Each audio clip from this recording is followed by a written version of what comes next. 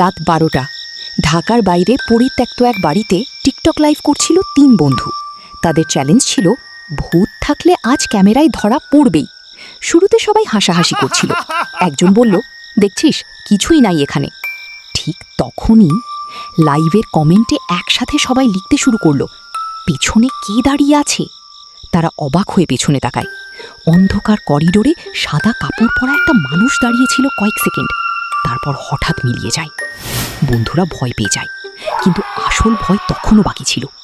ওপরতলা থেকে ধূপ কিছু পড়ে যাওয়ার শব্দ আসে। ক্যামেরা কাঁপতে থাকে।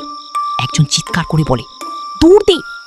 তারা দৌড়ে বাইরে বের হয়ে যায়, কিন্তু লাইভ বন্ধ হওয়ার ঠিক আগে ক্যামেরায় দেখা যায় একটা বিকৃত মুখ খুব কাছে থেকে তাকিয়ে আছে।